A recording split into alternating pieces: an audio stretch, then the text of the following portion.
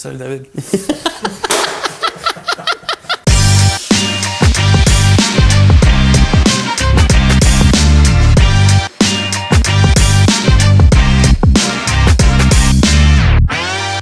Bonjour tout le monde, bienvenue à la game du courtage. Je pense que vous allez vous rendre compte que je vous présente David Bélanger. Ah non, David Bélanger est en vacances cette semaine. Alors, j'ai décidé d'appeler Sébastien pour nous donner un petit coup de main aujourd'hui dans le podcast. Salut David.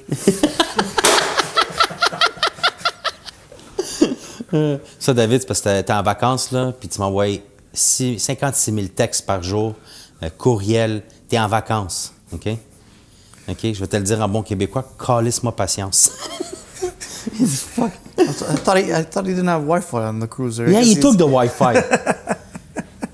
You don't answer. Could you reply to this? Mais il est en vacances. Il va être sûr que tu peux me mettre le job, Ça me surprend pas qu'il ne nous a pas encore appelé encore un matin pour être dans le podcast.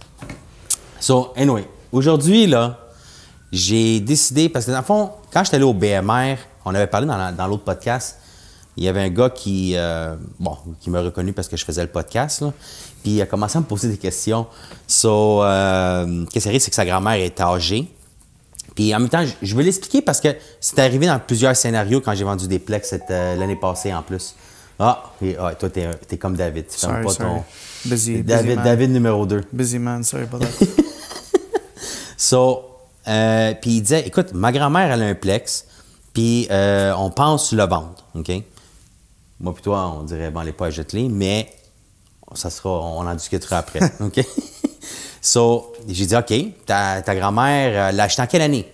Bon, fait que là, on a fait des exemples. Ma grand-mère, elle l'a acheté en 1950. Fait que c'est sûr qu'en 1950, j'ai pris des chiffres fictifs, là. J'ai pas pris des chiffres réels, c'est juste pour que vous compreniez un peu le concept. Elle a payé 100 000, OK? Puis aujourd'hui, elle veut le vendre en 2025, il vaut 1,3 million.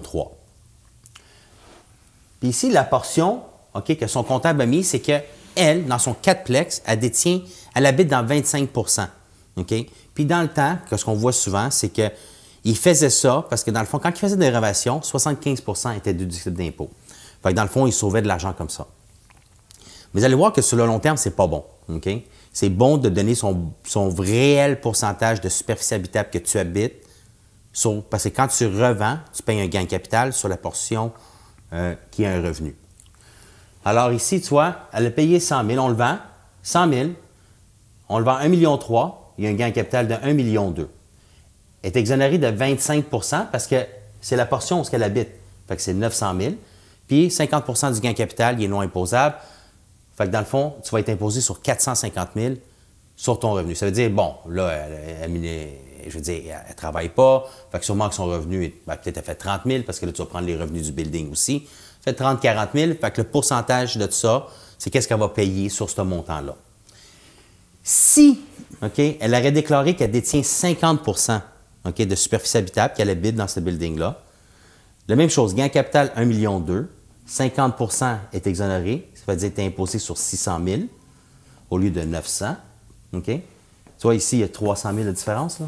Fait que 50 000. Fait que 50 du 100 000 est exonéré d'impôt.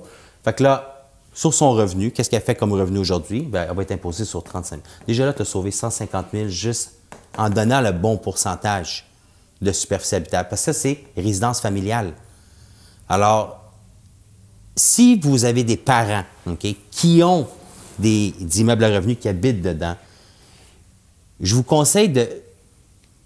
Je sais que des fois, c'est des sujets qui sont un peu touchés puis les parents ne veulent pas en parler, surtout c'est dans les vieilles générations, mais d'essayer de voir si le comptable a bien donné la portion de la superficie habitable. Juste pour s'assurer que quand cette propriété-là, si advenant qu'il décède, là, c'est vous qui allez être prêt avec ce problème-là. Puis là, vous devez arranger ça, puis là, vous allez voir le gain capital. Puis des fois, les familles n'ont pas l'argent pour le faire. Parce que là, tu n'es pas rendu à ce niveau-là dans ta vie, comme quoi tu es confortable financièrement. Tes enfants, ils jouent au soccer, ils jouent au hockey, fait que tu as beaucoup de dépenses. Fait que c'est une dépense que tu ne veux pas te rajouter non plus. Fait que moi, je dis tout le temps que c'est toujours bon de regarder, parler avec ses parents, puis dire, regardez avec le comptable, c'est quoi le pourcentage qu'il a mis. Parce que si ce n'est pas le bon pourcentage, il peut le corriger. OK? Il y a un document, OK? Puis j'ai fait des recherches là-dessus. Je vais vous donner le nom, là. On revient au tableau. Bon, vous allez voir, il va le couper, là, mais je suis obligé parce que je veux donner les bons noms, là. Editing, that's it. This is the key of it. Si advenant que les parents décèdent et n'ont pas fait les ajustements, OK? Tu peux demander, OK, à ton comptable qu'il fasse une demande de redressement, OK, au niveau fédéral puis provincial. Ça se corrige, OK? Au fédéral, il dit que tu as généralement 10 ans pour faire les ajustements, puis au provincial, c'est 3 ans. Fait que si là, tu vas payer peut-être, tu vas payer tout de suite le gain capital que tu devais payer ce montant-là, mais tu as le droit de faire une demande de redressement, OK, au niveau des impôts. Fait que ça se fait. Fait que le terme, là, c'est vraiment un délai pour demande de redressement pour faire les correctifs. Mais il faut que tu sois capable de prouver que tes parents avaient 50 ou 53 de superficie habitable. Ça veut dire que, ils disent de faire un plan de la propriété. Est-ce que c'est 50 à chaque fois ou c'est juste vraiment un montant? montant? J'ai mis un pourcentage parce que des fois, comme tu vois, moi, dans mon building, je l'ai calculé, puis je détiens 57 OK? Fait que je l'ai fait au pied carré, fait que j'ai fait mes pieds carrés sur 3 étages, puis j'ai dit, la portion locative, c'était 2100, puis moi, je détenais 5800. Okay. Pas 5800, mais 3000 OK? Sur le montant total. Fait que ça me donne 50 que je suis propriétaire. Puis, dans le fond, le reste, c'est les locataires. Fait que cette portion-là, ma portion est non taxable. C'est résidence familiale. Mais ça se corrige. OK? Il y a du monde qui dit ça se corrige pas. Ça se corrige. J'ai eu 3 clients qui l'ont fait. Je les ai envoyés à mon fiscaliste que je connaissais très bien, qui fait ma fiscalité. Puis, il a fait la demande. C'est un processus, mais c'était pas ici si pire. Parce moi, j'avais pris les photos, j'avais pris les plans. Puis surtout qu'avec l'avantage que j'ai, c'est que quand je prends mes photos, j'envoie ma fille qui fait les photos, Victoria, je vais la plugger en même temps. Elle va prendre les photos. Moi, je fais le floor plan de toutes mes unités. Fait que ça, déjà là, puis il y a toutes les mesures dessus. Fait que ça je l'ai donné au fiscaliste pour qu'il fasse... fait qu'il dit, ça, c'est parfait. Puis après, il y a le terrain, tu envoies les certificats de localisation, le parking, s'il est loué, il n'est pas loué. Okay. Puis les autres, ils font leur calcul. OK? Mais ça, c'est... Je vous donne juste de l'information. Je ne suis pas comptable, je suis courtier immobilier, mais vu que ça arrive souvent, malheureusement, j'ai dit, je vais juste en parler, puis peut-être ça va faire des déclics, puis vous allez pouvoir vous renseigner là-dessus. Là. Mais de ton avis, est-ce que, comme le monde va peut-être voir, mais tu as un avantage quand tu vas vendre l'immeuble, mais présentement, si je change la superficie, mes factures que j'étais en train d'enlever 75 %, ça va m'affecter présentement. Est-ce qu'il y a un bon moment de le faire? Est-ce que tu as une autre façon de peut-être faire les factures? Moi, j'ai une réponse sur ça. C'est sûr que oui, là, le monde va dire, dans le fond, si tu veux rénover, tu n'as pas le droit de faire ça. Là. Ben, c'est pas que tu n'as pas le droit. C'est pas que... Oui, OK, c'est quelque chose un peu gris que M. David, il dirait c'est faux. Ouais, puis remplace-les pas, là, aujourd'hui. Non, je veux juste en vacances, dire... c'est comme aussi je suis en vacances. OK, je comprends. Mais oui, c'est une zone grise. OK, en temps normal...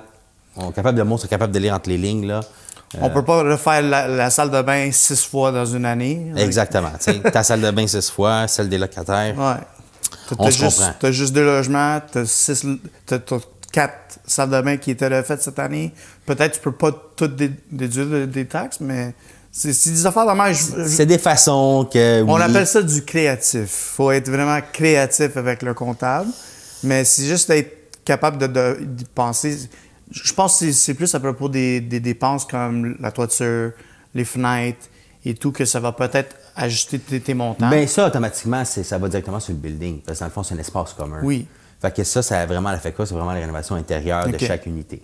Fait que, tu sais, c'est sûr que on veut que tout le monde, moi, je suis courtier immobilier, je vais vous dire, suivez les lois, faites ce que ça va faire. À partir de là, vous faites ce que vous voulez. Je vais vous donner l'information, puis c'est vraiment à vous de faire. OK? Sébastiano, c'est plus un investisseur, plus créatif, il est jeune, il a de la drive. Des fois, de temps en temps. De temps en temps. Puis, dans le fond, ce principe-là s'applique la même chose. OK? J'ai eu un couple qui est venu hier, c'est un frère et sœur. Puis aussi, au niveau des successions, ça fait beaucoup de chicanes. Puis, on allait parler justement des successions la semaine passée. Puis, moi, j'ai essayé de toujours régler ça entre vous autres. Là. Le frère et sœur habitent dans la propriété où que la mère est décédée puis s'en occupait. Puis là, on va dire, vous êtes 4 en tout, fait qu'il y en a 2 qui n'habitent pas dedans. Puis là, il disait, puis il y a un liquidateur. C'est que je suis correct avec un liquidateur.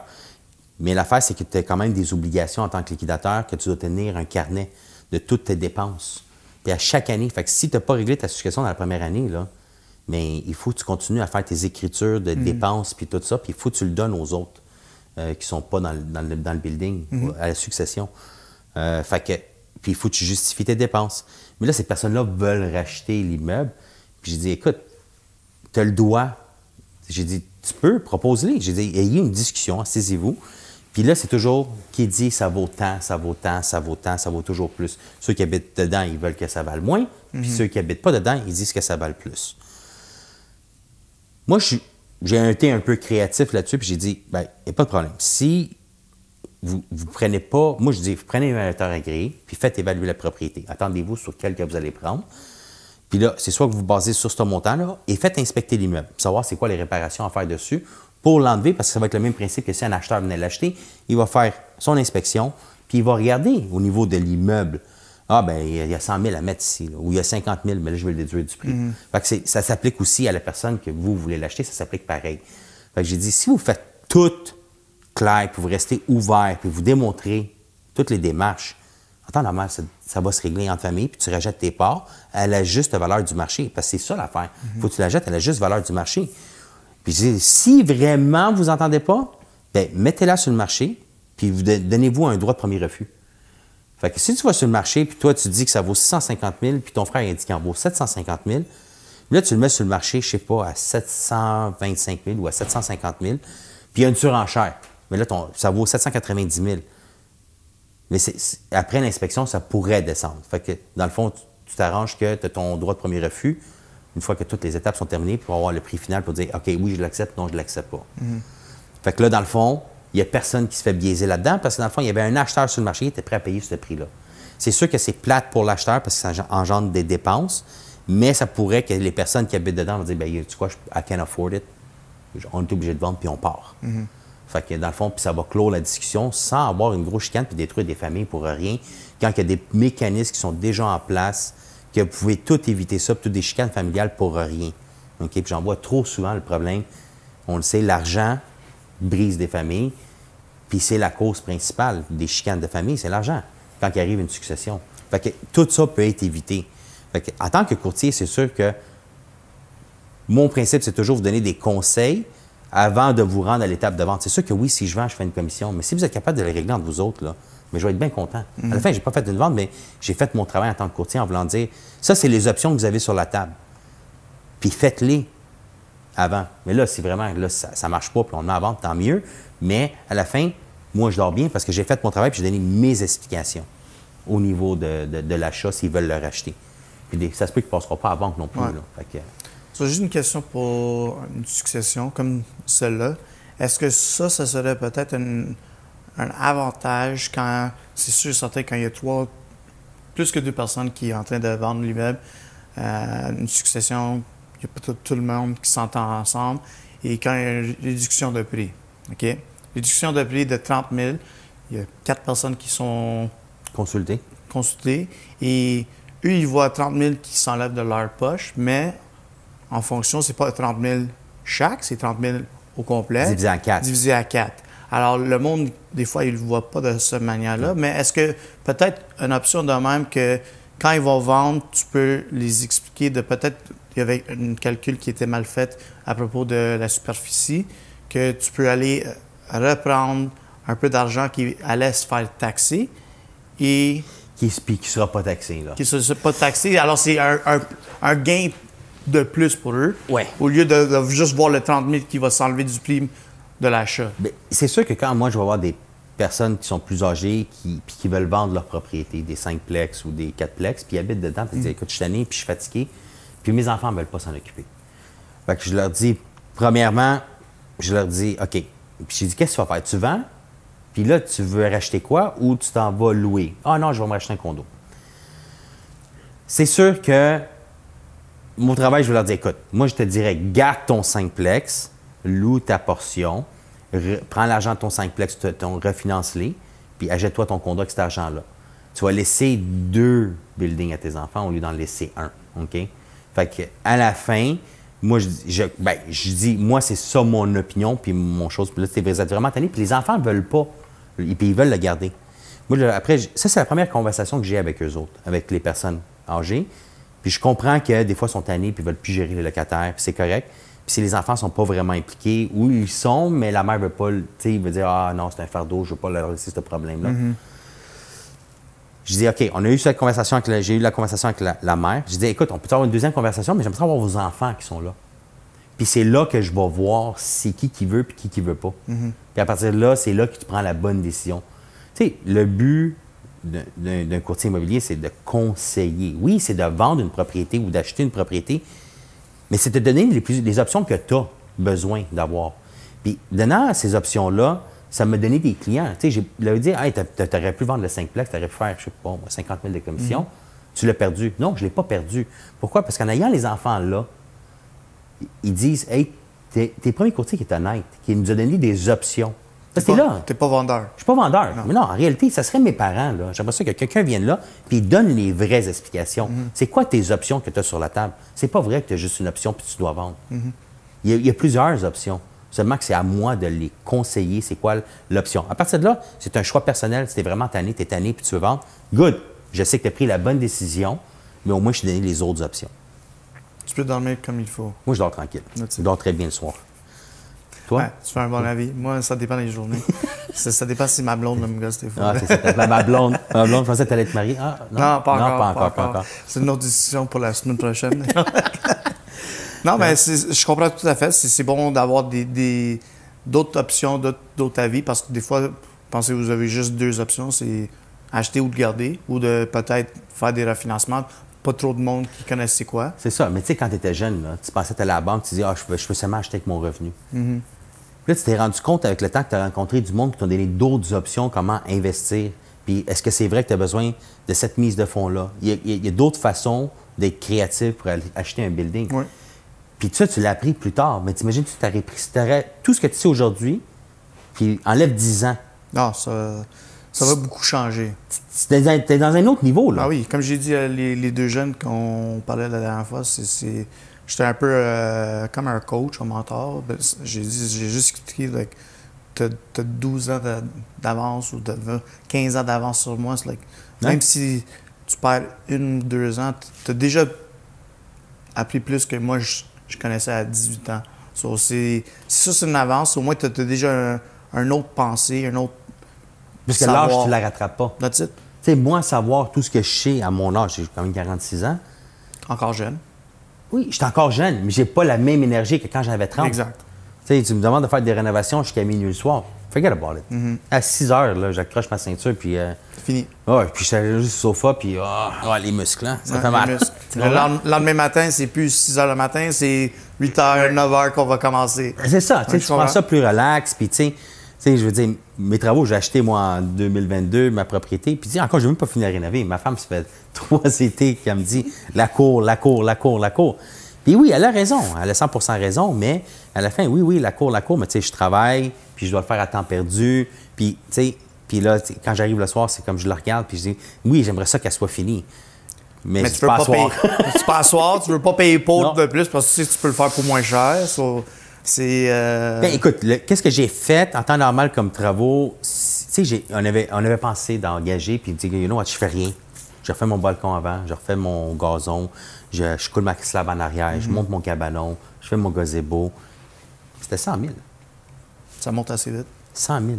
Honnêtement, j'ai fait mon balcon avant, j'ai mis ma rampe. Là, il me reste le gazon à faire. J'ai coulé ma slab en arrière, j'ai fait mon cabanon. C'est quoi, 10 000? Mais, tu sais quoi, tu as raison, en avant 4 500, cabanon, slab, la slab 4 000, tu as 8 000. Puis le cabanon, honnêtement, je suis rendu à 3 000, puis il m'a fini. C'est presque 12 000, on va dire. Tu es presque rendu à 12 000. À 12 000, puis là, si je commande la terre, puis le gazon, c'est pas ce qui va me coûter plus cher. Mais gros max, 3 000 $. Mais, je vais expliquer, parce que ça, c'est pensée de mon père aussi. Like, il a payé 12 000, mais il a payé 6 mois de rien faire. Ça se déroule avec le temps. 6 mois de rien faire? Ça fait combien de temps le cours en arrière, si c'est pas encore? Ça fait 3 ans. OK, même plus. There you Ouais. go. So, non, ben, même si on a dit que tu as commencé cette année, OK? Oui. C'est pas encore terminé. Non, il me reste la clôture à There you faire. go. Il y a des That's affaires que tu sais, je veux faire, d'autres, là, tu sais, mais... So, c'est juste parce que mon père, il aime ça. J'adore mon père, il a raison souvent. Mais on va dire que c'est The Weekend Warriors, c'est vraiment, ça dépend de quel week-end, et ça dépend combien de temps, ça dépend si on a le budget ou si ça se tente ou s'il n'y a pas un mariage ou l'été est court en plus. Il y a tout le temps quelque chose qui va... Un excuse qui va te mettre à « je peux le faire la semaine prochaine ». C'est parce que je travaille la fin de semaine aussi. Exact. So, c'est des affaires vraiment qu'il y a tout le temps quelque chose qui va t'enlever de faire Le la travail, cour. oui. Mais là, mon gars, il finit le soccer. Fait que déjà, là, j'ai plus de game le dimanche. OK. Fait que le dimanche, là, je m'arrange pour faire mes visites Ça vendredi, fait combien de temps que samedi. tu plus de game le dimanche maintenant? Ah, ça va être mon premier dimanche. OK. Ça genre, grâce, ça fait premier dimanche. Ouais, premier dimanche. Gino, il y a plus de temps. Est-ce que Gino va commencer à travailler dans la cour Ah, il arrière? travaille. Écoute, ils m'ont aidé. Ses There amis you go. aussi. Ils m'ont aidé avec le balcon en avant. C'est sûr que là, la tâche, pour moi, qui va la charrier, ça va être eux autres. Alors, ce travail-là, pour moi, Ah c'est ouais, fini. Ça s'appelle des esclaves, les enfants. Non, ça s'appelle pas des esclaves. Je les prépare pour le futur. That's it. Mon père, il m'a dit ça aussi. Il dit, je te prépare pour le futur, mais va casser ton dos présentement. Après ça, tu vas être correct pour Non, le futur. mais es-tu content qu'il te l'a montré? Non. Ah, non, c'est pas vrai. Je vais Il y a te un dire, bullshitter. je vais te Arrête. dire pourquoi. Ouais. Parce que tous mes amis, ils m'appellent après ça. OK, mais toi, personnellement, satisfaction satisfait. personnelle. Mais tu comprends qu'est-ce que tu fais. Puis Oui, si je comprends, puis si oui. tu dois donner des travaux à quelqu'un, là, ou que là, tu es rendu Oui. là, tu fais des travaux, There's tu no comprends more- qu'est-ce que tu Il fais. prend pas avantage de moi. C'est sûr, ça, exactement. sûr. Ouais. Fait que toi, tout ce que tu as appris jeune, Yes. OK, tu t'es cassé le doigt. À ton âge, quand tu étais jeune, tu te cassais pas le dos, là, tu te bâtissais les muscles. Là. So, don't no excuse. Là. Puis tout ça, aujourd'hui, grâce à lui, tu as appris. Oui. Faut que tu prennes le bon côté. Arrêtez de prendre le mauvais. Excusez, c'est bien quand tu vois Gino, vous leur dites, il y a un slave, puis mon fils il rit, puis il dit, I'm a slave. Non, they're not a slave. Parce que tu sais qu'est-ce qui va être drôle là-dedans? Ton père t'a jamais aidé à faire tes travaux chez vous? Moi, mon père, il était tout le temps là. Tout le temps là. Et Ben voilà, oui, et je voilà. le sais. So, you know what? Je le sais. Il était jeune, tu l'aides. Maintenant, t'es plus vieux, il Attends. t'aide. Mon père, il est encore tout le temps là pour mes cousins, ses amis aussi. So, c'est juste un homme que Oui. il cherche pas pour son temps. Pas pour moi, j'espère non. Moi, je suis son enfant. Mais pour d'autres mondes, comme présentement, il fait des petits job-in pour l'électricité, passe le temps, les affaires. Il me dit, j'ai fait 50 pièces à l'heure. Je dis pas, les électriciens qui travaillent, les job-in, ils chargent minimum 75 pièces à l'heure. Ils chargent des frais. Maintenant, c'est rendu à 130. Je vais dire, mais à cash, on va dire. You know, Non, j'essaie d'expliquer à on parle mon vraiment père. de cash sur le podcast. là? Ah, c'est vrai. Pas de cash, c'est chèque. Tout est fait en chèque. C'est juste des affaires de même, c'est tu fais des job-in, t'es plus 1990. Ça coûte. Il m'a appelé, ça fait, je pense, une semaine. Il a dit, j'ai rencontré un investisseur, il veut que je fasse un peu de travaux pour un de ses logements. Il cherche un peintre. Il dit, viens-t'en, tu peux faire de l'argent. Il dit, charge-lui 200 pièces pour la journée. Je dis, pas 200 pièces pour la journée, comment? Comment? 200 pièces. Non. 200 pièces, pour peinturer. Lui, il a eu des cotations de 8000 pour l'appartement au complet. Moi, je vais le charger 200 pièces. La journée. Mon père, il dit, ouais, mais t'as rien d'autre à faire pour 200 pièces. Moi, je dis non. Il pense que tu n'as rien d'autre à faire. Exact. Toi, t'es plus côté investisseur. Fait que là, toi, dans le fond, tu as ton réseau. Puis tu as des projets que tu es en train de faire aussi. On est tout le temps en train de travailler des projets qu'ils ne payent pas aujourd'hui, mais ils vont payer dans les prochaines quelques années. À la fin, ça va être un passive income. Puis que tu seras plus... C'est ça l'affaire de nos parents, c'est qu'eux autres, c'est qu'ils travaillaient, ils faisaient des compagnies, mais ils se faisaient un salaire. Ouais. Ils partaient pas une compagnie pour faire un profit, pour vivre du profit. Ils étaient là juste là pour se faire un salaire. Ouais, c'est un autre job. C'est ça, ils se faisaient un job. Ils se créaient leur propre job. Puis c'est sûr que nous, notre génération, on a compris ça mieux que nos parents, puis qu'on essaie de ne pas répéter les mêmes erreurs, parce qu'en réalité, on ne veut pas se créer une job. On veut se créer qu'éventuellement, on veut arrêter de travailler, puis il y a de l'argent qui rentre pareil. C'est vrai. Fait que c'est sûr que les immeubles à revenus ou des business, il y a des business qui sont bonnes à acheter, puis que tu n'es pas obligé d'être là. Si c'est bien géré, puis tu as les bonnes personnes en place, tu fais de l'argent. Oui, tu as raison. C'est vrai. Merci d'avoir écouté la game du courtage. On souhaite bonnes vacances à David Bélanger. S'il vous plaît, arrête de me texter et de m'envoyer des courriels. Enjoy your vacation. Et on se revoit la semaine prochaine. David va être là. Je suis pas sûr, moi. Je pense qu'il est parti pour 10 jours, non? I don't know, je suis pas sûr. Ça aussi, il n'est pas là la semaine prochaine, mais ça va être une autre vacances pour moi. Ciao! Salut!